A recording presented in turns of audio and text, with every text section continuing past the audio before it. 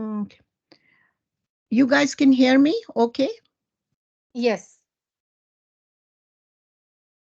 Okay. أعوذ بالله من الشيطان الرجيم بسم الله الرحمن الرحيم الحمد لله رب العالمين الصلاة والسلام على رسول الله صلى الله عليه وسلم وأصحاب الأجمعين وأمهات المؤمنين. Assalamu alaikum wa rahmatullahi wa barakatuhu. My dearest sisters, I hope and pray that you and people around you are all well, keeping safe from the winter coughs and colds. Alhamdulillah, we are now, today we will be doing part 3 of this amazing story of Surah Yusuf, alayhi salam.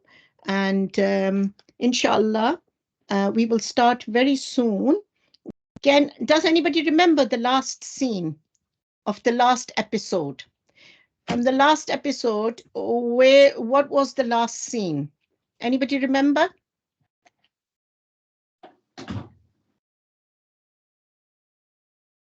No? Okay.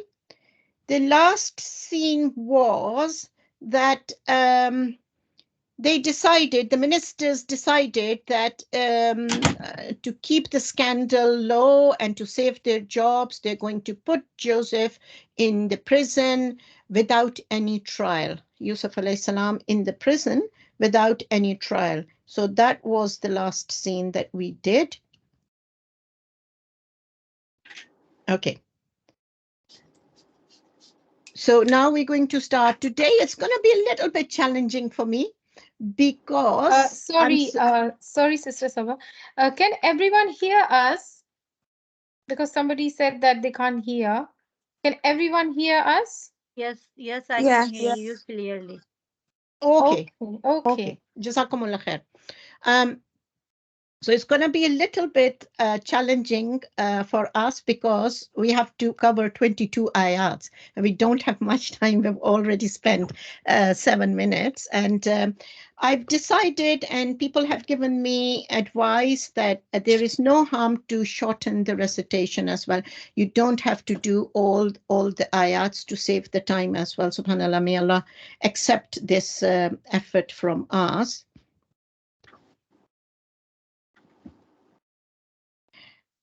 أعوذ بالله من الشيطان الرجيم ودخل معه السجن فتيان قال أحدهما إني أراني أعصر خمرا وقال الآخر إني أراني أحمل فوق رأسي خبزا تأكل الطير منه نبئنا بتأويله إن نراك من المحسنين قال لا يأتيكما طعام ترزقانه إلا نبأتكما بتأويله قبل أن يأتكما ذلكما مما علمني ربي إني تركت ملة قوم لا يؤمنون بالله وهم بالآخرة هم كافرون.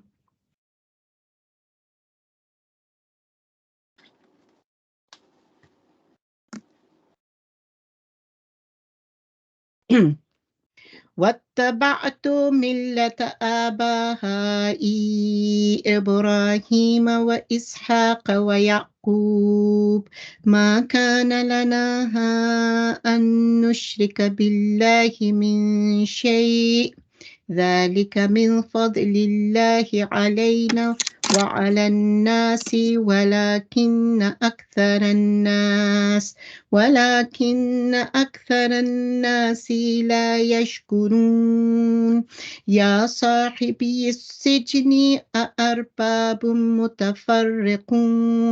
متفرقون خير أم الله الواحد القهار ما تعبدون من دونه إلا أسماء سميتموها أنتم وآباؤهم وآباؤهم ما أنزل الله بها من سلطان إن الحكم إلا لله أمر ألا تعبدوا إلا إياه ذلك الدين القيم ولكن أكثر الناس لا يعلمون يا صاحب السجن أما أحدكما فيسقي ربه خمرا وأما الآخر فيسلب فتأكل الطير من رأسه قضي الأمر الذي فيه تستفتيان وقال الذي ظن أنه ناج منهما اذكرني عند ربك وأنساه الشيطان ذكر ربه فلبث في السجن بضع سنين وقال الملك إني أرى 7 بقرة سمان يأكلهن 7 عجاف وسبع سنبلات خضر وأخرى يابسات يا أيها الملأ أفتوني في رؤياي إن كنتم للرؤيا تعبرون قالوا أضغاث أحلام وما نحن بتأويل الأحلام بعالمين وقال الذي نجا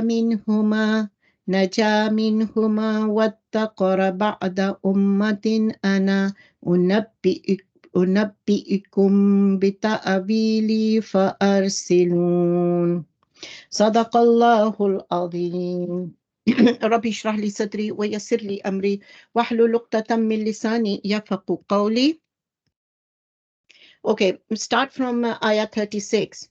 And 2 inmates entered the prison with him. One of them says to him, to Yusuf, I have seen that I was juicing wine, and the other said, I see myself carrying above my head some bread that birds are eating from. Can you inform us of the interpretation of these confusing dreams? We see you among those who are excellent. Now we see the scene of Yusuf being thrown into the prison. In Arabic, sijn means prison. But in those days, it used to be dungeons, not the prisons that we are accustomed here in this world.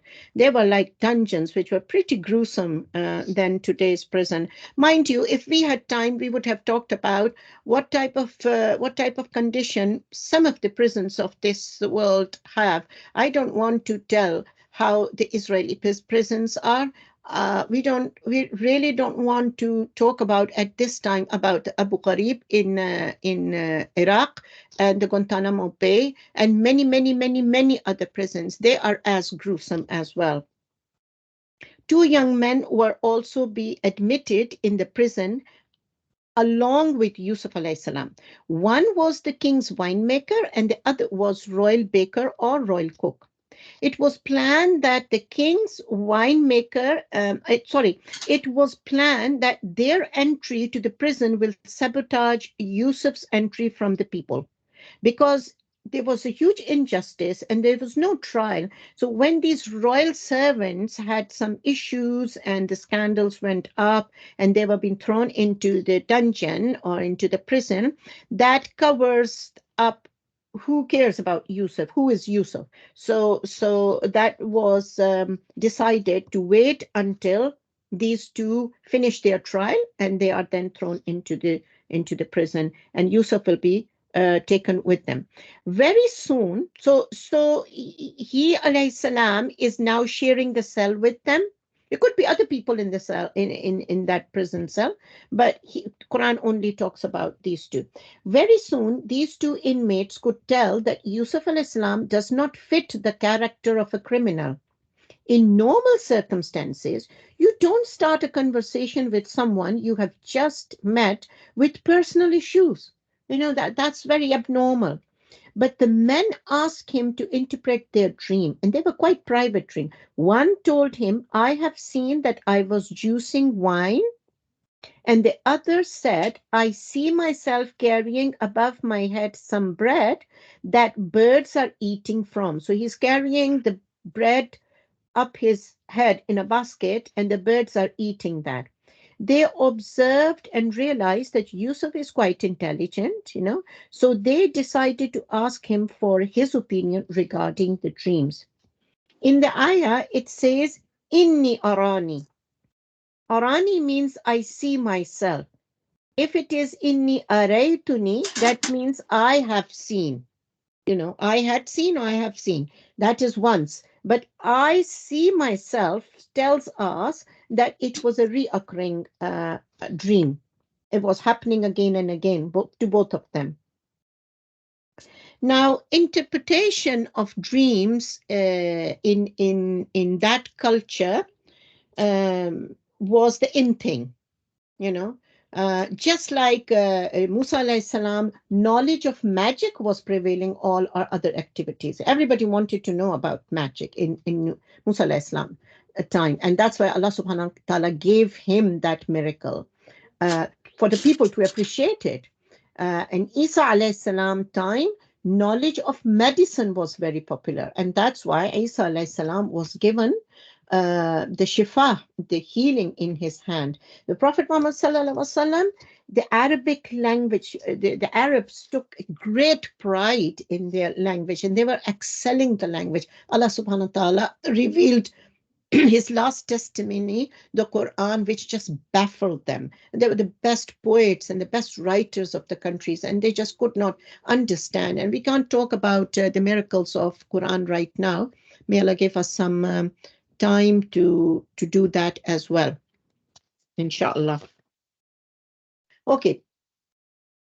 So there's going to be few ayats from ayat number 37 to ayat 40. I'm going to recite in one go because the topic is one.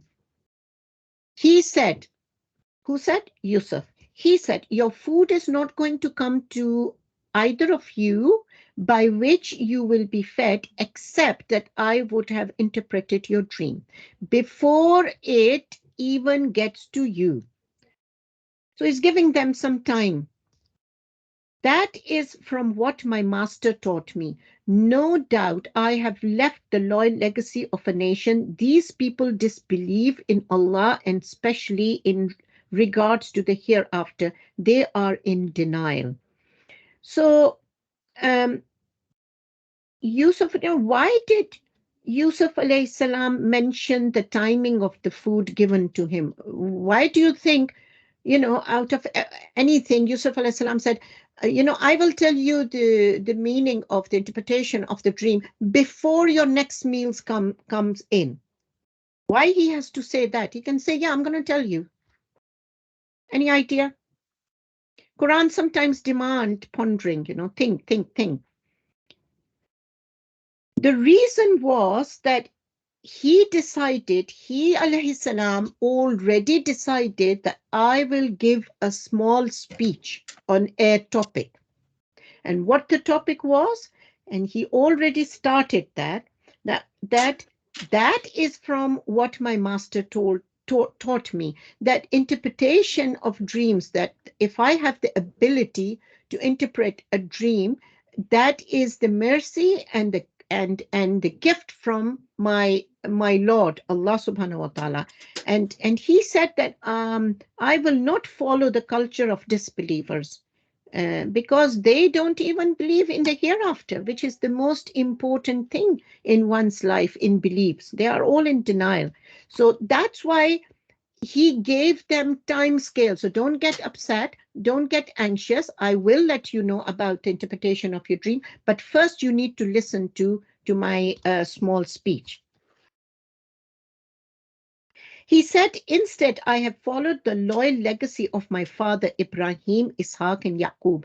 It is not becoming of us to associate anything with Allah in any way. That is the ultimate favor of Allah on us and to all. However, most people are not grateful. And then he carried on and he said, Ya sahibi sijni, O my friends of prison. Sahib means companion. It should be, oh companion of prison, my prison of prison. Do you really think different gods are better, or one Allah al-Qahar, the one who dominates everything? And then he continued his little speech and he said, you're not worshipping anyone other than him except names that you have made up yourself, you and your ancestors. Allah has not revealed any authority for those. Wisdom lies only with Allah. He commanded that you don't enslave yourself to anyone but He Himself. Subhanahu wa ta'ala. That is the upright religion. Most people, however, do not know. Okay, now this speech or discourse, whatever you want to call it, is one of the best lessons in this story, you know, and it's the soul of this story, the best lesson. And this is also one of the best on the doctrine of Tawheed in Quran itself. When we talk about Quran, one of the best portion is this speech because it's so simple. The words are so simple, so straightforward, no codes to break, no difficulty to understand. It was simple and clear and to the point. This is because, okay, in Quran, it is written by, it says, one of the tafsir said that in Bible and in Thamud, there is no mention of Yusuf alayhi salam's this speech because they regarded him as a pious, wise man. They did not regard him as the prophet of Allah subhanahu wa ta'ala. However, this speech highlights several important points, and we have just noted down just few, I think four of them I've noted down. And it's worthwhile just having a quick look. Now, this is the first occasion on which Prophet Yusuf alayhi salam appeared to have begun the preaching of true faith. And before this, um, in in in in the different stages of his life that the Quran has shown us, um, as a man, Quran tells us that he was a man of high morality, but he did not say much. Most of the time, he was quiet. Okay, but from here, we see a confident and a person who is giving clear message. So it seems that his mission of prophethood was entrusted to him during his time in prison, and this was his first speech or discourse as a prophet. Secondly, this was the first occasion when he revealed his identity to others. Before this, we find him bearing patiently everything happened to him without revealing anything about his prophetic lineage with the Prophet Ibrahim and Prophet Ishaq and Prophet Yaqub. He never mentioned who his father was, who his grandfather was, and who was Ibrahim alayhi salam, his great grandfather. The people of Egypt knew about Yaqub, they knew about Ishaq. We don't know about whether they knew about Ibrahim alayhi salam, but they knew about Yaqub and Ishaq alayhi salam. It's a different thing that they were not following their doctrines and beliefs, but they knew, and they would respect them as well as pious people. This also teaches us that the right procedure that should be followed in presenting the message of Allah subhanahu wa ta'ala, the style of dawah. Prophet Yusuf does not present his belief at the very start, the details of jurisprudence and the creed and regulation of the faith. You know, this is the way you have to pray, the salat, you have to do this and Ramadan and zakat. No, no, no, no, no, no, no. When we do dawah, when we are talking about presenting our religion to other people who don't know this religion, um, we start from the very, very core belief. What is that core belief? What is the core belief? It's staring at you. Tawheed and Tawheed. shirk. So the acceptance of Tawheed, the one true, accepting the existence of God, and then the oneness of one creator, and negating the shirk, that there is nothing and nobody like him, or sharing his divinity in any way. So that's the core belief.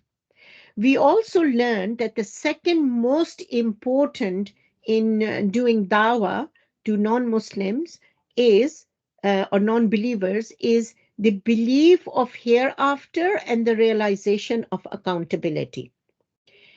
The denial of this core belief is the direct reason for people to become slaves of their desires and commit sins.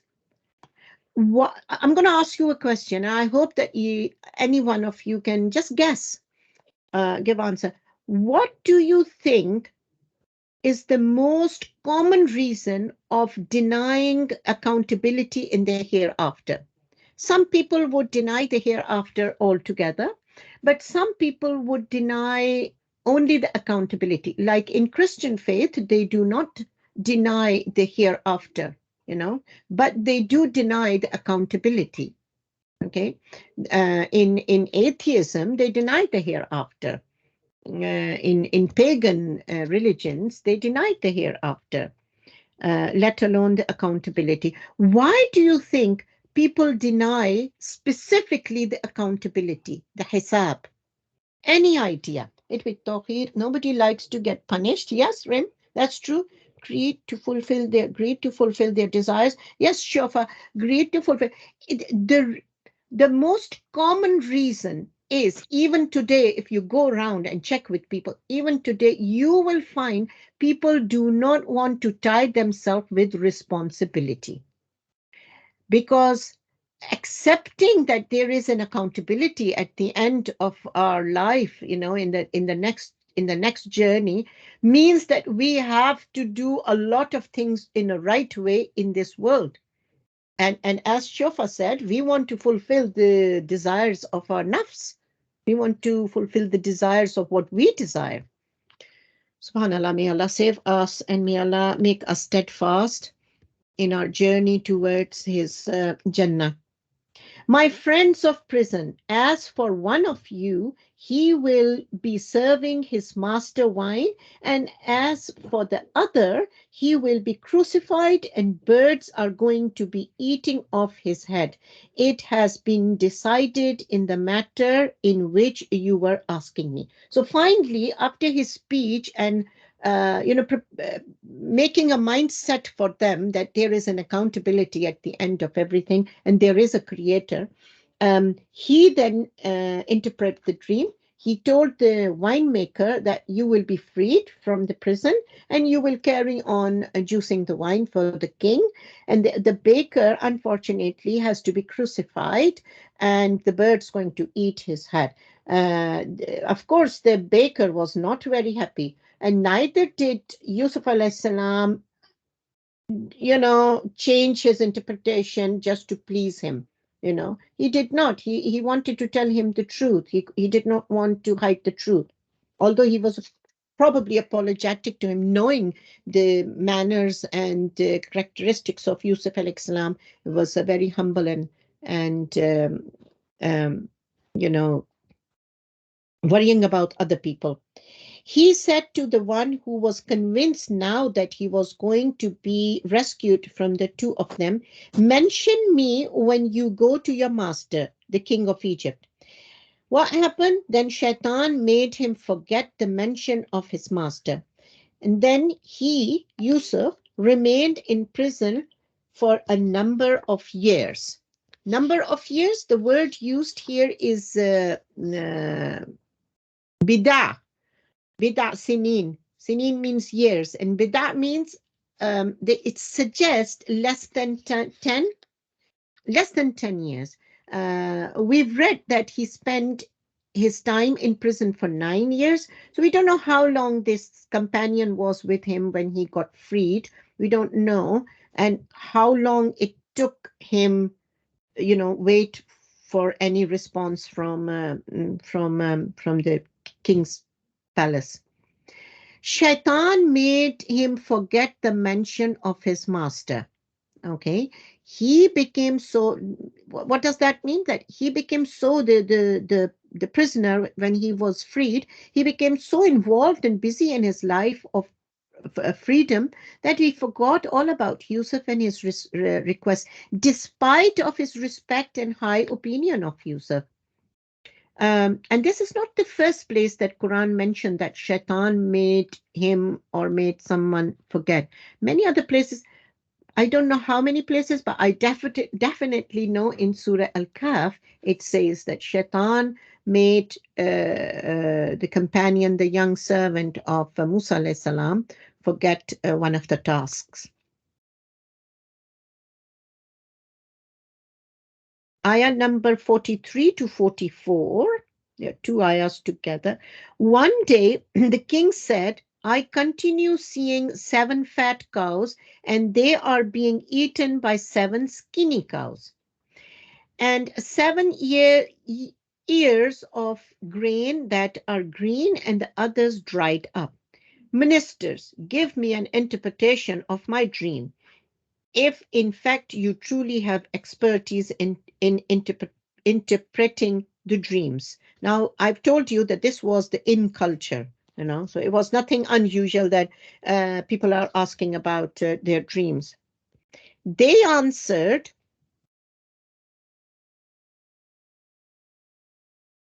they answered, these are baseless dreams and pointless dreams, and we are not knowledgeable in interpreting pointless dreams. Now, according to Bible, the king was greatly disturbed, troubled, and confused in his mind because of these dreams. So he proclaimed throughout the land and called upon all the wise men, soothsayers, and magicians to come and interpret his dream. Because the court has said we can't. The minister said no, we can't. Now, do you remember how many dreams have been mentioned in this story? 4. The dream of Yusuf alayhi salam, the moon and stars and the sun, the moon, the stars prostrating to him. And then the dream of the first prisoner, that he's juicing the wine for the king. And the dream of the second prisoner, that he's got a basket of bread on his head and the birds are eating from it. And then this latest dream of the king, of very weird dream, uh, uh, of the king. Then one who had been released from the prison remembered after a long time and said, I will tell you its interpretation. Just send me. The ayah just said, just send me. It means just send me to the prison, to Yusuf. Now, we have to appreciate that many years have passed since the winemaker was released from prison, and Yusuf was just left behind with his request. But he forgot all about it. Now, when he heard the king's dream, he straight away remembered Yusuf. He said, how I know Yusuf. So he asked the king for permission, to ask for the king's permission to let him tell king some vital information that he have. So the king said, okay, call this winemaker. And he told the king about Yusuf, his noble characters, his knowledge, um, intelligence, and how he interpreted his dream correctly. So next. Okay, let's do the ayah first. Yusuf, O truthful and righteous friend, could you help us in 7 cows that are fat being eaten by 7 skinny cows, and 7 green ears of corn, and the others are dry. Hopefully, I can take what you say and go back to the people so they can come to know. Yusuf, O truthful and righteous friend. Now, suddenly, his memory is spot on. He remembered the righteousness, the nobleness of Yusuf. He remembered his time in prison with Yusuf and how Yusuf would help him and other inmates. You know, it was said, and I've got it from one of the tafsir, but I don't know where the information is, whether the information was from the hadith of the Prophet ﷺ that he gave information, or was it from Bible. It is said that in his time in prison, Yusuf was so considerate. He was so nice to people. He was always ready to help other inmates.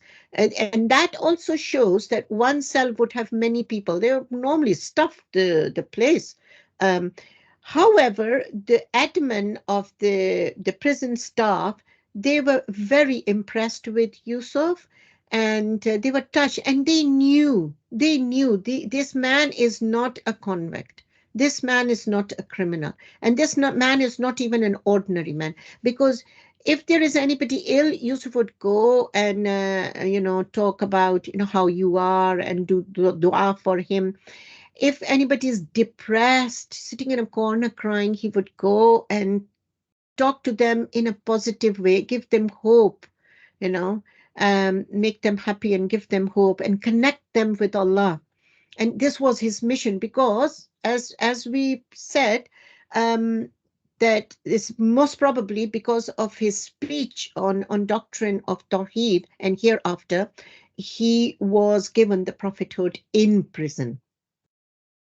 um, the prison staff was so impressed that they said, look, we have no authority or power to let you go, but we will make sure that whatever facilities there are within the prison, you will get it. Also, they made him in charge of the rest of the inmates, just to keep an eye on them.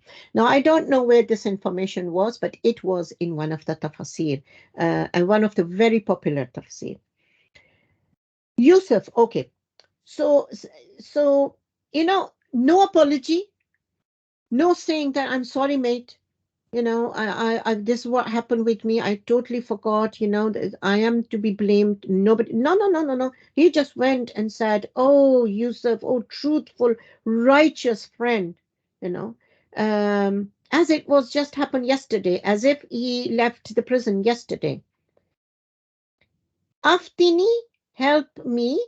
But here, the word aftini means help me. But here, the word is used aftina. Aftina means help us. In other words, the nation needs your help. You know?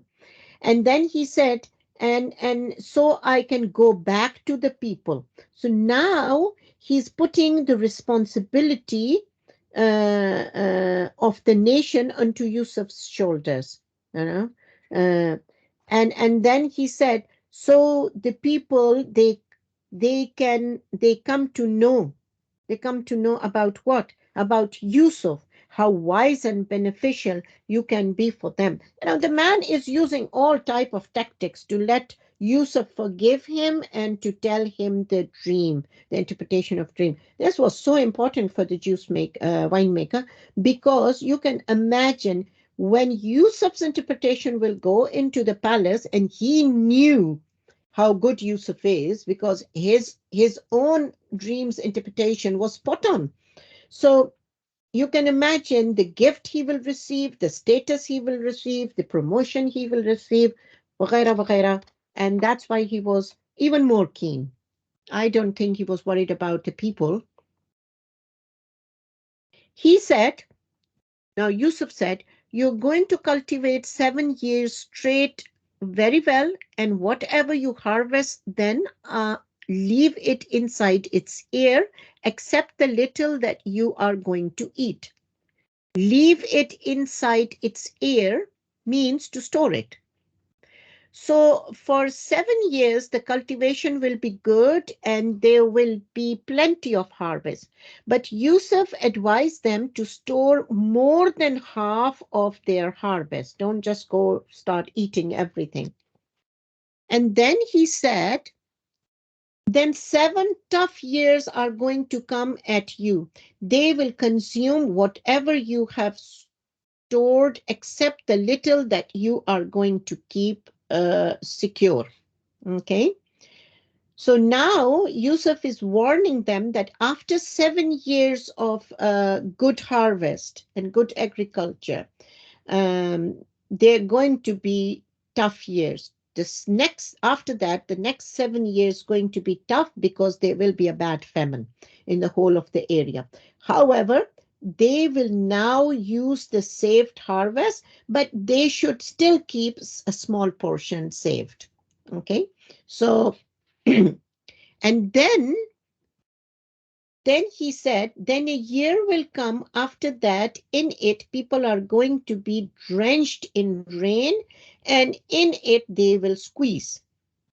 They will squeeze what? Drenched in rain, and in it, they will squeeze. Rain at the right time and in the right amount is a blessing for agriculture. We all know that, especially dry and desert land. It makes the plant lush and healthy, full of fruit and crops. Then people squeeze the juice from the fruits and oil from the crops. That's how they used to store. Yusuf gave them 15 years of planning in his interpretation of dream. Yusuf did not said, who are you now? You left me and why should I tell you the dream? No, no, no. He just quietly told him the interpretation.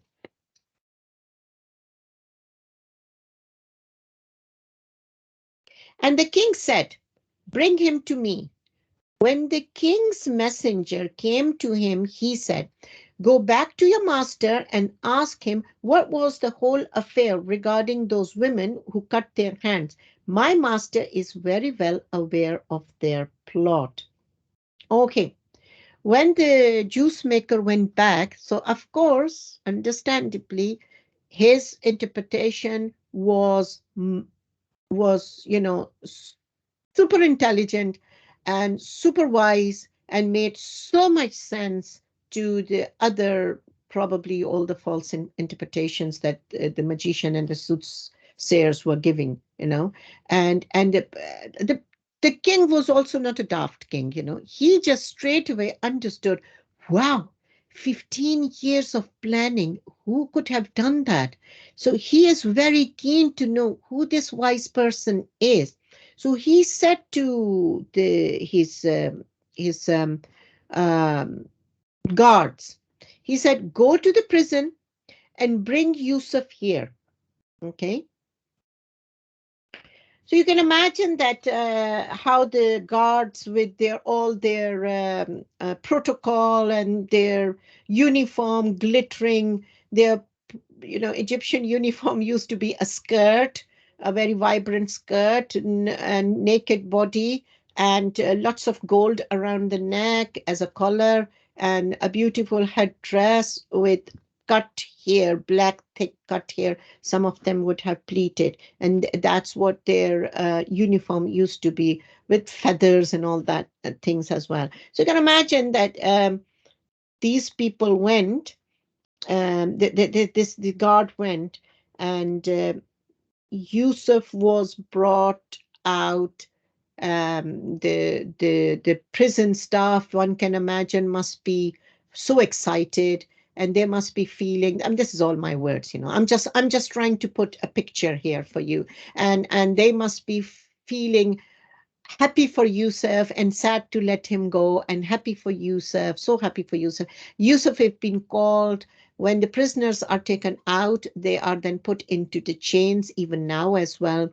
Um, Yusuf wearing these dirty torn clothes and scruffy beard and scruffy hair, and chained, and he's brought to the waiting room, and this guard is so happy. The head guard is saying that, Mr. Yusuf, the king has asked you to be released from the prison, and you will be now, you are summoned to the palace, and you will be now staying there with the king. Well, they probably didn't say that. You're now summoned to the palace. Anybody would have been so happy. Anybody. What did Yusuf said? He said, go back to your master and ask him what was the whole affair regarding those women who cut their my meaning. I've been thrown in without any trial. I'm not going to come out with that stain on myself. You have to sort it out first before you take me out. And he said, my master is very well aware of their plot. Now that means two things. One is Master Allah subhanahu wa ta'ala is aware of their plot. And the other is my previous master, my ex-master, the minister, is well aware of the events. He knew his wife was the wrongdoer, you know. So this can mean both. So Yusuf refuses to walk out of prison until he has been absolved of any wrongdoing. Now, the scene has dramatically changed. There is a courtroom, and in the courtroom, the whole of the ministry is there, the whole of the court men are there, and there's a trial going on. And the women who cut their ham, whoever is there now, still living, is being called. And they are now elderly women, probably, they are 10 years gone. They've been called. And of course, Aziz's wife is there, and probably Aziz himself is there, apart from Yusuf. He's not there, but there's a trial going on. The king said, so what is your affair when you try to seduce Yusuf and get him to slip off his character? They said, oh my lord, we don't know of any evil that came from him. The minister's wife said, the truth has finally surfaced. I tried to get him to slip off his character. I tried to seduce him, and he, in fact, is from the truthful. So the minister's wife, she was exposed. She had no other option but to tell the truth in front of the whole court. We don't know whether she became more spiritual during this time, or she had any guilt, or she is just, because she has no choice, she is now telling the truth. We don't know about her. But what we know is that once again, Yusuf and the Aziz household became the talk of the town, and people realized how much injustice happened to an innocent man. Now, this case made Yusuf popular in the public as an honest, truthful, and wise man. So you can see how Allah is preparing. He's preparing Yusuf on one side, and he is preparing now the public to accept him as their king, because he will become king eventually. Sooner or later he will become king, or to start with, he will have a higher position. So a person coming out from a prison straight to courts and then getting a higher position is difficult to digest. And straight away with this incident, they all are now witness of Yusuf's um, his nobility and his his high character. Could you tell him? The verse starts like this. Could you tell him? Could you let him know? Sorry. Could you let him know that I did not cheat on him in secret, and know that Allah does not guide the plot of those who cheat. Yusuf was still in prison while the case proceeding and hearing was going on. So when he heard that the Aziz's wife has confessed and other women have confessed as well in front of the king, he said it was necessary that Aziz know that he did not cheat on him in his absence. Yusuf, although knowing that he was innocent and knowing that Aziz know that he was innocent, he still was not sure if Aziz still have any doubts. you know. If the evidence was the shirt, remember the torn shirt, that's all the evidence was. So Yusuf was not sure whether Aziz is 100% doubt free in his heart, and this incident was, according to Yusuf, was utmost necessary uh, for Yusuf's sake. I don't absolve myself of guilt. My nafs keeps compelling me to do evil, except whatever mercy my master would show. Certainly, my master is extremely forgiving and always merciful. Now, Yusuf is saying that I'm like a normal human being. And I'm not trying to say that I have full control over my desires, but it is only the mercy of my Lord that I am able to avoid such evil. You know? The king said, "Bring him to me. I will try to keep him purely to myself." And when he engaged him in conversation, he said, "And from today on, you will be special. From today on, you will be specially in our company with us. You will have a permanent and secure position here." Um, okay, let's do the other one as well. "Put me in charge of the treasures of the land. I will watch over the trust and I have the knowledge." So there's a conversation going on. Yusuf is now in the prison. He is being given new clothes. He's got his shower. He's got a beautiful room. He's a guest of the king. He's meeting all the ministers, and king now wants to be his private secretary. Okay. Now, Yusuf is incredible. When he knows that he is in a stable position, he confidently demanded a secure position from the king. Why he demanded to become king's treasurer? Why do you think Yusuf, weren't Yusuf happy to be king's private secretary, personal secretary in the king? Why he needed to be the treasurer of the land? That's a big job. It's a big responsibility. From dungeon, from well to slavery to dungeon. Wasn't Yusuf? Wasn't it enough for Yusuf to be king's secretary? Any idea? Okay. He realizes that his dream requires a lot of fiscal responsibility. That is, the money, the funding, the money, the taxes, all that responsibility. It's already clear that a number of ministers are either corrupt or incompetent. You already know. He knows the system. Remember, he spent some time at Aziz's house. He knows the system. He knows that this dream, though interpreted correctly, will not be executed correctly because the first kind of corruption is fiscal corruption, which is within the revenue and tax office. So he would not trust the ministers. People will die of starvation because few ministers will just collect the money and gobble it up. Like always, people do that. If Yusuf does not step forward and take control, Yusuf knew how to sort the problem out. Now, this is really good for me and you. Um, this is not the time to be humble.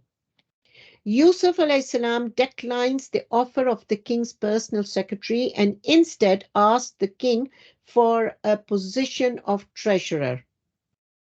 Now, this ayah is a beautiful transition from the beginnings of Yusuf alayhi salam and what Yusuf is now, totally different person. Previously, he was a shy boy in the company of his father, but now he has confidence and realizes that this is not the time to be humble or to show humbleness because the nation need him. Otherwise, they will die of starvation. Now, this is an extremely good lesson for us is that I don't know whether I've put it in the lessons to learn in a minute, is that we need to have a balance between confidence and humbleness. I sometimes see, the voluntary job that I do, we get trained, we get trained about, we get endless courses on Quran, tafsir of Quran, how to do it, what are the responsibilities as a teacher. I see a lot of my colleagues going through this, and I see some of my friends. The trend is that people are doing courses after courses, and they're learning, they're doing this and this and this and this, they want to learn this, they want to learn that, but they're not giving it out. What type of knowledge? Knowledge is being referred as in Quran as nur, as light that illuminates everything. You cannot put knowledge in a box and just sit on it. So I see a lot of sisters who are doing lots of courses and getting educated and getting knowledge. I'm talking about here specifically, I'm talking about Islamic knowledge. Um, but they are not giving it away. They are not giving their share in the community. And Prophet ﷺ said, if you know one ayah, you tell people. I'm still struggling. I need to know. I have to read 2 or 3 tafsirs to write for 50 minutes talk, and probably while I'm working in the kitchen, I'll be listening as well, and I have some very good my favorite scholars to listen as well. So one of the lessons we learn here is that sometimes sisters would say, no, no, no, we don't know, we don't want to touch Quran, it's too much, we are not very well educated, things like that. But Quran says, I'm so easy. Allah said, I have made it easy for you. All we have to do is change our mindset. Once our mindset is changed, it's Allah that opens the windows and the doors for us. Alhamdulillah. And we settled Yusuf down in the land. We target with our mercy whoever we want, and we do not waste the compensation of those who excel. Up till now, Yusuf never had a choice in choosing where he lived. Father's house, no choice. Well, no choice. Aziz's house, no choice. Prison, no choice. He informed the king that he is the right person for the job. You would think that he is highlighting himself, he is showing off. However, in the verse, Allah subhanahu wa ta'ala refers to him as Al-Muhsin. Who is Al-Muhsin? Al-Muhsin is the one who is aware of the presence of Allah subhanahu wa ta'ala. It is his awareness of the presence that compels him to tell the king that he needs to be in charge. Allah subhanahu wa ta'ala will ask him of the ability he was given and that he did not execute. It is his God consciousness, his taqwa, and his God consciousness, which is called taqwa in Arabic, and his humility to Allah subhanahu wa ta'ala that makes him confident and not arrogant. And I will again say that the lesson is that Allah will ask us about our community, this community. Yes, we have to worry and we have to help whatever we can to the other communities, to the brother, because the world has become like a global village because of the internet, because of the media, you know. So we know exactly minute by minute what is going on in Gaza, what is going on in Syria, what is going on in Iraq, what is going on in Kashmir. We know that. So we are then obliged and compelled to help them as well. But our first question will be this community, people living next to us. How many neighbors we talk about Allah? This is the lesson first to myself and then to you. How many people will tell? Those people will be telling us, those people will be crying and shouting at us on the day of judgment and will say, you were my neighbor and you were my friend for such a long time and you never mention Allah to me, you know. You hide that to me. So we must have the confidence and the passion to present our religion wherever we are. And the biggest lesson was that he was sitting in the prison. Okay, the last ayah, alhamdulillah. The compensation of the afterlife is better for the people who truly believe and are God conscious. Yattaqun, the word used, yattaqun, God conscious. Those who does everything while being conscious of Allah at all times. Uh, People, a person who's got conscious is called muttaqin. Okay, but yattaqun turns into verb. Okay, so this is the person who is working towards whatever he is doing. He has got conscious. Okay, before we finish, okay, this section resolved the latest problem, which was the imprisonment of Yusuf. Yusuf is absolved, he is free of all charges and any wrongdoing, and is now not only a free man, but he is put in charge of the land and the head of treasurer. Okay, the learning points today, so we can quickly do the learning points today. When Allah wants to bless someone, He blesses him with faith and knowledge, of course. True dreams and their interpretations are blessings from Allah, which He bestow upon some of His most righteous servants. So not everybody can interpret dreams. There are special people with special knowledge given to them. The inner beauty of decency and morality is more attractive than outer beauty, and that is so true. Sometimes you see really odd couples and you think, they're quite odd, but they love so much because they love, at one point how we are to maybe our partners, maybe I don't know. It is what we are is the beauty. To have a good balance between humility and confidence. Yes, I have put it in. Too much humility becomes complacency, and too much confidence become arrogance.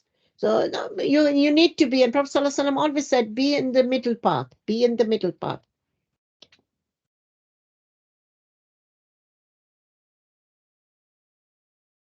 To develop God consciousness. So we have to work hard to develop taqwa. And what best time than Ramadan? So Ramadan is just around the corner. And may Allah give us tawfiq that we are humble and yet we are confident. Now, humble and confidence is such a beautiful mixture, and one can only achieve it through the Quran. Honestly, you can achieve it through the Quran because Quran teaches you how flawless your religion is, how good your religion is, how excellent. What you have, they don't. Nobody have it. What you have is so awesome. Why are you worried about it? Why are you shy? Why are you not confident? Bulliness is a totally different thing. Confidence and humbleness together is one of the beautiful characteristics. Let's probably put it in our list of Ramadan that we think positively, and we work towards it, inshallah. Alhamdulillah Rabbil Alameen. Whatever mistakes there are, it's from me. And whatever good it was from Allah subhanahu wa ta'ala. Um, and before we finish, inshallah, we've got a couple of more lessons, two, three, four, five, two more lessons to go. We've decided that we will not stop in half term because it's an evening, and it's only once, just 1 hour in your half term. And I hope you can give, because it's just not right. It's a story and we have a break and then we pick the story, and uh, the team said, don't, just carry on. So I hope that it will be convenient for you and you will stay with us during the half term evening, just 1 hour.